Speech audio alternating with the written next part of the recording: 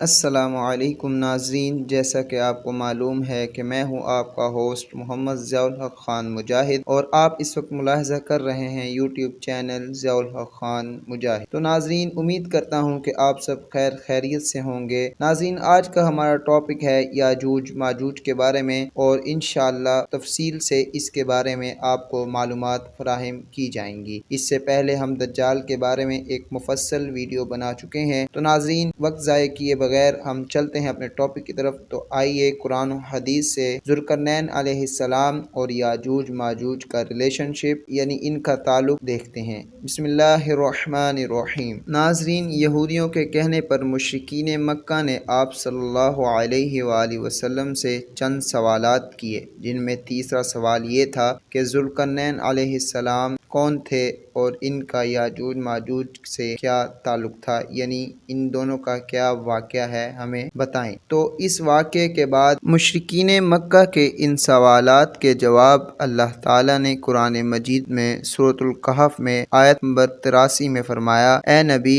حضرت محمد صلی اللہ علیہ وآلہ وسلم، آپ سے ذوالقرنین کا یہ لوگ دریافت کر رہے ہیں، تو آپ کہہ دیجئے کہ میں ان کا تھوڑا سا حال تمہیں پڑھ کر سناتا ہوں۔ اس آیت کے بعد اللہ تعالیٰ نے چند آیتوں میں ذوالقرنین علیہ السلام کا مکمل واقعہ بتایا ہے، لیکن اس سے پہلے ہم یہ جاننے کی کوشش کرتے ہیں کہ ذوالقرنین علیہ السلام کون تھے اور ان کی ہسٹری کیا ہے۔ اس کے بعد ہم آیات کی طرف آتے ہیں۔ ذوالقرنین کے لفظی معنی دو سینگوں والے کے ہیں۔ یہ نام اس لیے پڑا کہ فی الوقت اس کے سر پر دو سینگ تھے، یا اس لیے کہ اس نے مشرق اور مغرب دنیا کے دونوں کناروں پر پہنچ کر سورج کے کرن یعنی اس کی شعاع کا مشاہدہ کیا۔ بعض کہتے ہیں کہ اس کے سر پر بالوں کی دو لٹھیں تھیں۔ کرن بالوں کی لٹ کو کہتے ہیں، یعنی دو لٹھوں یا دو زلفوں والا۔ قدیم مفسرین نے بالعلوم اس کا مصداق سکندر رومی کو قرار دیا ہے، جس کی فتوحات کا دائرہ مشرق اور مغرب تک پھیلا ہوا ہے، لیکن جدید مفسرین جدید تاریخ معلومات کی روشنی میں اس سے اتفاق نہیں کرتے۔ بالخصوص مولانا ابو کلام آزاد مرحوم نے اس پر جو داد تحقیق کی ہے اور اس شخص کی دریافت میں جو محنت اور کاوش کی ہے، وہ نہایت قابل قدر ہے۔ اس کی تحقیق کا خلاصہ یہ ہے کہ اس ذوالقرنین کی بابت قرآن نے صراحت کی ہے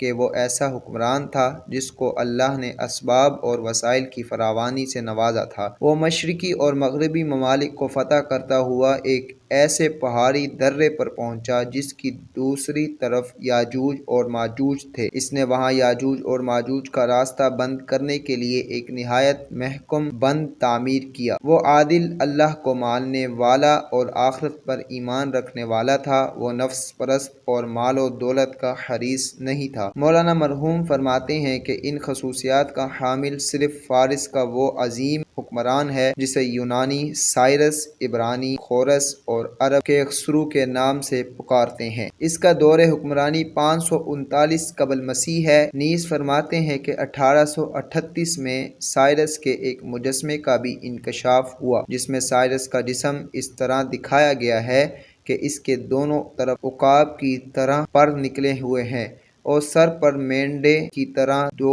سینگ ہیں۔ ناظرین، یہ تھی ذوالقرنین علیہ السلام کے بارے میں معلومات۔ اب ہم قرآن کی طرف دوبارہ بڑھتے ہیں اور اس کے بارے میں کچھ معلومات اور فراہم کرتے ہیں۔ جیسا کہ پہلے آپ کو بتا دیا گیا ہے کہ آپ صلی اللہ علیہ وآلہ وسلم سے ذوالقرنین کا واقعہ یہ مشرکین مکہ دریافت کرتے ہیں، تو آپ کہہ دیجئے کہ ان کا تھوڑا سا حال تمہیں پڑھ کر سناتا ہوں۔ یہ سورۃ الکہف کی آیت نمبر 83 ہے۔ ناظرین، ذوالقرنین علیہ السلام نے دنیا کے 3 بڑے سفر کیے۔ تینوں کا ذکر قرآن مجید میں موجود ہے۔ چونکہ ہم یاجوج ماجوج کے بارے میں معلومات فراہم کر رہے ہیں، اس لیے ہمیں اپنے ٹاپک کی طرف ہی رہنا چاہیے۔ تو تیسرا جو سفر حضرت ذوالقرنین علیہ السلام کا تھا، وہ بھی آپ کے سامنے قرآن کی روشنی میں رکھنے کی کوشش کروں گا۔ ناظرین، سورۃ الکہف میں اللہ تعالیٰ آیت نمبر 92 سے لے کر 99 تک یاجوج ماجوج اور ذوالقرنین علیہ السلام کے تیسرے سفر کے بارے میں بتا رہے ہیں۔ تو آئیے معلوم کرتے ہیں کہ ذوالقرنین علیہ السلام کا تیسرا سفر کیسا تھا۔ آیت نمبر 92 میں اللہ تعالیٰ فرماتا ہے: وہ پھر ایک سفر کے سامان میں لگا، یہاں تک کہ جب وہ دیواروں کے درمیان پہنچا، ان دونوں کے پرے یعنی اس طرف اس نے ایک ایسی قوم پائی جو بات سمجھنے کے قریب بھی نہ تھی۔ انہوں نے کہا، اے ذوالقرنین، یاجوج ماجوج اس ملک میں بڑی تباہی فسادی ہیں، یعنی فسادی قوم ہے، تو کیا ہم آپ کے لیے کچھ خرچ کا انتظام کر دیں اس شرط پر کہ آپ ہمارے اور ان کے درمیان ایک دیوار بنا دیں؟ اس نے جواب دیا، یعنی ذوالقرنین علیہ السلام نے جواب دیا کہ میرے اختیار میں میرے پروردگار نے جو دے رکھا ہے وہی بہتر ہے، تم صرف قوت طاقت سے میری مدد کرو، میں تم میں اور ان میں مضبوط حجاب بنا دیتا ہوں، مجھے لوہے کی چادریں لا دو، یہاں تک کہ جب ان دونوں پہاڑوں کے درمیان دیوار برابر کر دی تو حکم دیا کہ آگ تیز جلاؤ، اور لوہے کی ان چادروں کو بالکل آگ کر دیا، تو فرمایا میرے پاس لاؤ، اس پر پگھلا ہوا تانبا ڈال دوں۔ پھر تو ان میں اس دیوار کے اوپر چڑھنے کی طاقت تھی اور نہ اس میں کوئی سوراخ کر سکتا تھا۔ کہا، یہ صرف میرے رب کی مہربانی ہے،